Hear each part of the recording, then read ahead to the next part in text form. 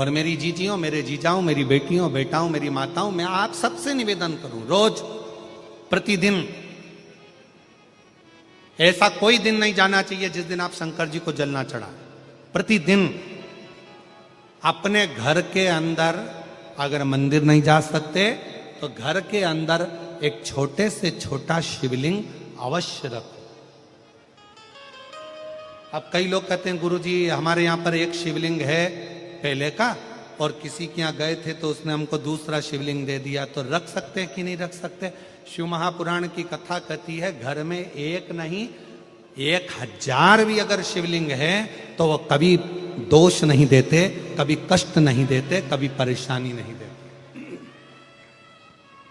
और फिर कोई कहता है गुरुजी हमारे घर में जो शिवलिंग है वो बीच में से खंडित हो गया, टूट गया, शिवलिंग टूट गया गुरुजी, उसका कोई दोष लगेगा क्या? शिव महापुराण की कथा कहती है अगर तुम्हारे घर में पुराना शिवलिंग है, तुम्हारे घर के अंदर अगर कोई शिवलिंग है और अगर वो बीच में से टूट गया, 40 टुकड़े हो गए, 50 टुकड़े हो गए, 2 टुकड़े हो गए, 10 टुकड़े हो गए, तो भी शिवलिंग कभी खंडित नहीं माना जाता, वो अखंड ही माना जाता। शिवलिंग कभी खंडित नहीं माना जाता।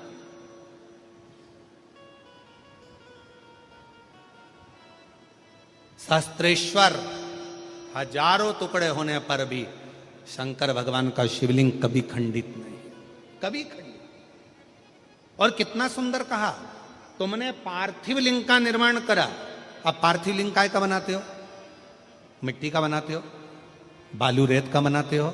मान लो आप लोगों ने पार्थिव लिंग का निर्माण करा और पूजन करते करते ब्राह्मण देवता पूजन करा रहे हैं, आपने जल चढ़ाया, जल चढ़ाते से ही वो मालूम पड़ा शिवलिंग, पार्थिव लिंग का निर्माण करा, वो पार्थिव लिंग थोड़ा सा खंडित हो गया, पार्थिव लिंग कहीं बीच में से टूट गया, कहीं कुछ हो गया, या गलकर उस पानी में गलता गया। आपके मन में आया कि बताओ मैंने पार्थिव लिंग का निर्माण करा था और वो पानी में गल गया, टूट गया, खंडित हो गया, ऐसा हो गया वैसा, ना ना ना ना।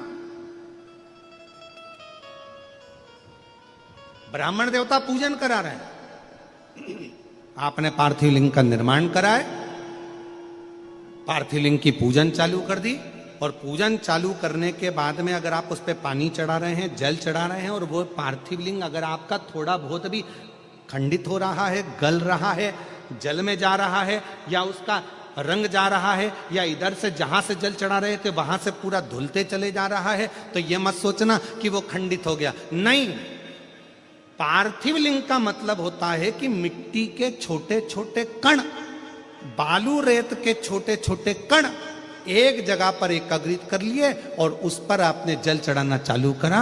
पार्थिव लिंग का मतलब होता है कि एक शिवलिंग की पूजन नहीं, पार्थिव लिंग का मतलब होता है उस लिंग को बनाने के लिए जितनी मिट्टी लगी, उस मिट्टी में जितने जितने कण थे, जितने छोटे छोटे कण थे, वो सब एक जगह पर इकट्ठे हो गए। तो हमको केवल एक पार्थिव लिंग पूजन का फल नहीं, हजारों पार्थिव लिंग पूजन का फल एक साथ प्राप्त हो जाता है। उसकी खंडिता नहीं, वो खंडित नहीं हुआ है, वो टूटा नहीं है, उसमें खंडितता नहीं आई है।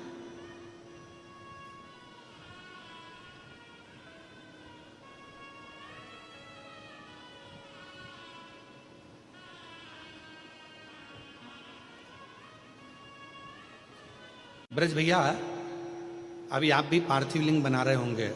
ब्राह्मण लोग जब शिव पुराण चलती है तो पार्थिव लिंग का निर्माण किया जाता है। आप भी रोज पार्थिव की पूजन कर रहे होंगे, तो कई बार आपके मन में भी ये भाव आता होगा कि हम जल चढ़ा रहे हैं, जल चढ़ाते चढ़ाते मालूम पड़े मिट्टी का शिवलिंग है या बालू का शिवलिंग है, वो गल रहा है या जा रहा है, या उसमें कण अलग हो रहे हैं। तो तभी शिव महापुराण की कथा कहती है पार्थिव लिंग का निर्माण होने के बाद जब हम भगवान शंकर की स्तुति करना प्रारंभ कर देते हैं, आराधना करना प्रारंभ कर देते हैं, उसका जब पूजन करना प्रारंभ कर देते हैं, फिर उस पर जल चढ़ाने पर अगर वो अलग अलग टुकड़ों में भी हो जाता है तो भी वो खंडित नहीं माना जाता। पार्थिव तो पार्थिव पूजन के महत्व को ही रखता है। पार्थिव तो अपने बच्चों को सब कुछ दो, प्रॉपर्टी दो, दौलत दो, धन दो, संपदा दो, गाड़ी दो, बंगला दो, तुम्हारा मन पड़े जो जो दो, पर इतना याद रखो कि अपने बच्चों को एक संस्कार भी जरूर दीजिए। संस्कार का होना बहुत जरूरी है। यदि बच्चों में संस्कार नहीं होंगे तो आने वाला समय श्रेष्ठ नहीं होगा। आने वाला समय श्रेष्ठ नहीं होगा। संस्कार का देना बहुत जरूरी है।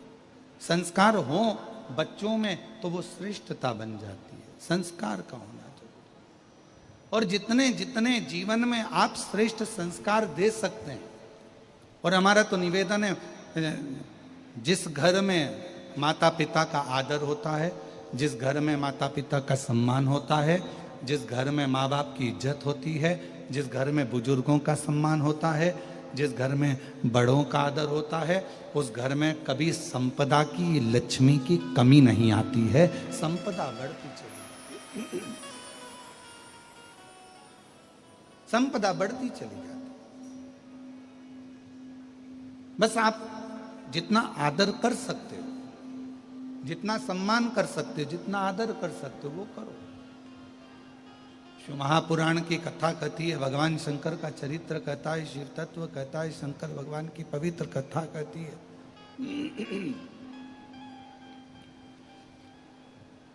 पितृलोक में जैसे ही भगवान देवाधिदेव महादेव का आगमन हुआ,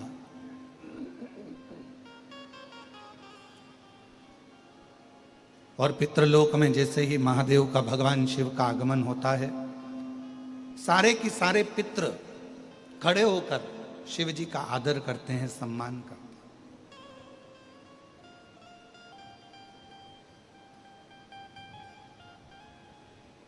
अब कितनी सुंदर बात कही है। पितृ शिव जी का आदर कर रहे हैं, शिव जी पितरों का आदर कर रहे हैं, क्योंकि ये हमारे धर्म पत्नी माता पार्वती जी के नाना नानी हैं।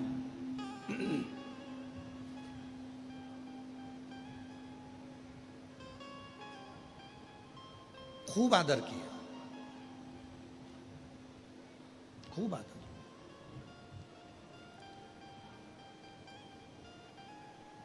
जब पितृलोक से भगवान शंकर जाने लगे, थोड़ा सावधानी से कथा सुनिएगा, बड़ी सुंदर कथा है और ना जाने कितने कितने लोगों का कल्याण करने वाली है पवित्र कथा, कितने जीवों का कल्याण करने वाली यह अविरल कथा।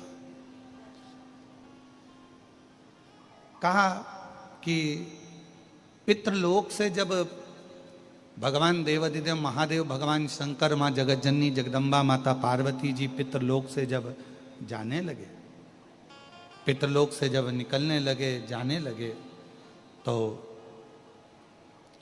पितृलोक से जाते जाते भगवान पितृदेव ने भगवान शिव जी को रोका, और भगवान शंकर को रोका, और प्रणाम कर कर पितरों ने भगवान शिव जी को रोक कर, प्रणाम कर कर, नमन कर कर विनय करा कि आप हमारी बेटी की बेटी आपके साथ में बिहाई है, माता पार्वती जी का विवाह आपके साथ में हुआ है, माँ जगतजननी आपके साथ में बिहाई है, आपसे एक निवेदन है कि संसार में रहने वाला मानव, दुनिया के कई लोग उनसे कहेंगे कि इनको पितृदोष लग गया, दुनिया के कई लोग कहेंगे इनको पितरों का दोष लगा हुआ है, पितृदोष लगा हुआ है, पितरों का दोष लगा हुआ है, पितृदोष लगा हुआ है। पर वो पितृदोष लगता क्यों?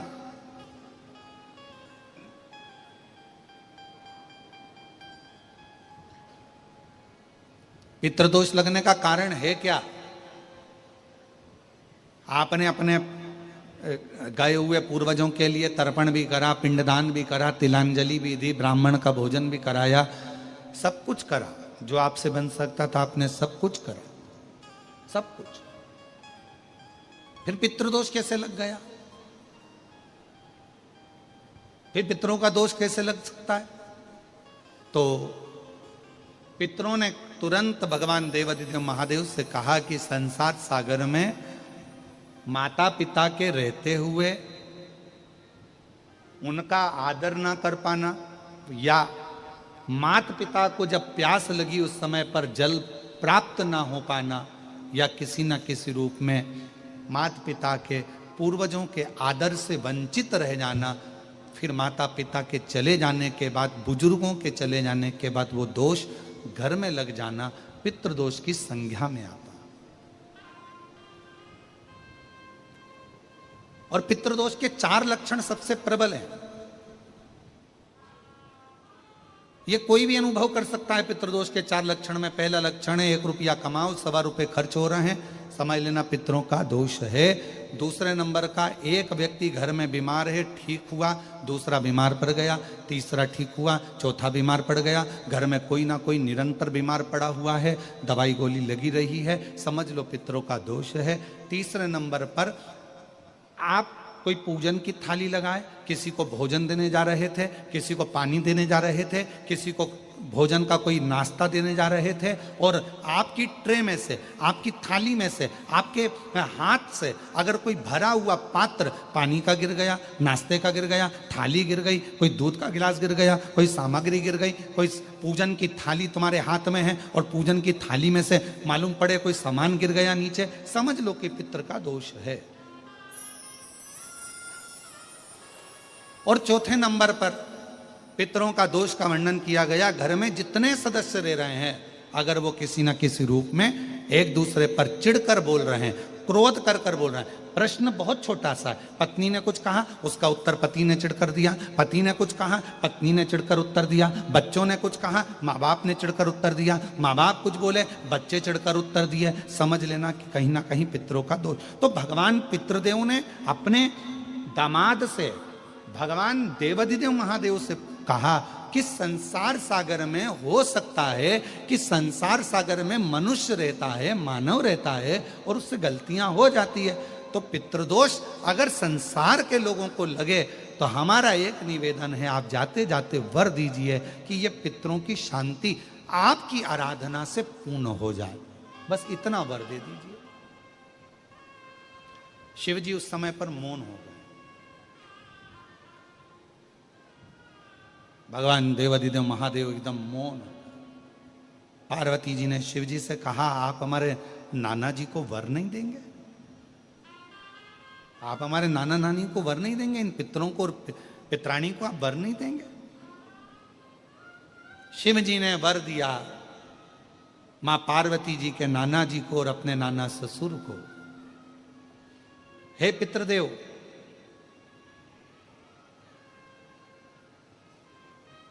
मैं आपको वर देता हूं, श्राद्ध पक्ष के 16 दिन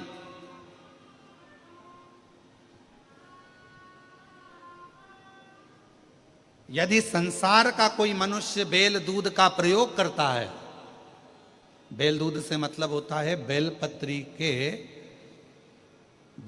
के ये मध्य भाग जो होता है, बेलपत्री की जो नीचे की 2 पत्तियां जो होती है, ये 2 पत्तियां जो बेलपत्री की होती है, इस बेलपत्री की दोनों पत्तियों को शिवलिंग पर जब आप रखते हैं, शिवलिंग पर रखने के बाद में आपके हाथ में जो कटोरी में दूध है, वो दूध इन दोनों पत्तियों पर, ये पितरों के भाव से, पितृ पितरानी के भाव से, आप दोनों पत्तियों पर बेल दूध को अगर समर्पित कर रहे हैं, बेलपत्र समर्पित करने के बाद थोड़ी सी कटोरी में अगर गौमाता का दूध है और ये दोनों पत्तियों पर अगर आप अपने गोत्र से दूध चढ़ा रहे हैं, तो संसार में ऐसा कोई व्यक्ति नहीं है जिसके ऊपर पितृदोष लग जाए। पितृदोष समाप्त होकर ही रहता है।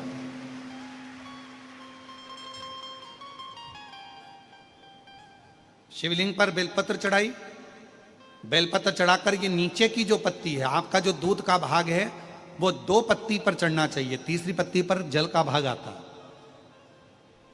2 पत्ती पर आपका दूध का भाग रहे। और जब बेल दूध का प्रयोग आप करते हैं और दूध बाबा को 16 दिन श्राद्ध के अगर कोई कह दे कि आपके घर में पितृदोष है, ये दोष है, वो दोष है, सारे दोष आपके यहाँ लग गए हैं, और आपके यहाँ ये 4 लक्षण अगर पितृदोष के दिख रहे हैं जो पहले कथा में वर्णित किए, अगर ये लक्षण दिख रहे हैं, तो श्राद्ध पक्ष के 16 दिन पहले दिन से ही आप चालू हो जाओ। बेलपत्री शिव जी को चढ़ाया, कटोरी में या चम्मच में 2 बूंद का भी अगर दूध लेकर गए हो, थोड़ा सा भी, बस 2 पत्ती पर आपने दूध समर्पित करा और 1 लोटा जल जो तीसरे नंबर की पत्ती है उस पर समर्पित करा। आपको 16 दिन करने के बाद आपको खुद अनुभव होगा 17वें और 18वें दिन से कि मेरे घर में ऐसा लग रहा है कि सब शांति है और कोई किसी से चिढ़कर बात नहीं कर रहा, लक्ष्मी की वृद्धि अपने आप होना प्रारंभ हुई। कैसा भी। और यहां तक शिव महापुराण की कथा कहती है किसी की फैक्ट्री बंद हो गई, किसी की दुकान बंद हो गई, चलते चलते अगर किसी का व्यापार बंद हो गया, 4 दिन चल रहा था, बहुत अच्छा चला, उसके बाद एकदम डाउन आ गया, कोई प्रशासनिक कार्रवाई हो गई, कोई अदालती कार्रवाई हो गई, कोई परेशानी सामने आकर खड़ी हो गई है, तो भी अगर प्रति 16 दिन तक लगातार शंकर भगवान के शिवलिंग पर बेल दूध का प्रयोग किया गया है, तो आप 17वें दिन से अंदाजा लगा लेंगे कि आपका धीरे धीरे धीरे धीरे धीरे धीरे जो फैक्ट्री बंद सी थी वो ऊर्जावान हो गई है, चलना प्रारंभ हो गई। बेल दूध का इतना प्रभाव पड़ता है, इतना प्रभाव, बेल दूध का इतना महत्व। हे शिवाय नमस्तुभ्यं। दर्शकों, हर हर महादेव। स्वागत है आपका अपने YouTube चैनल में। इस वीडियो में आपको पूजनीय पंडित जी श्राद्ध पक्ष का बहुत ही विशेष उपाय बताए हैं। आप इस उपाय को करें और चैनल पे पहली बार आए तो सब्सक्राइब करें, वीडियो को ज़्यादा से ज़्यादा शेयर करें।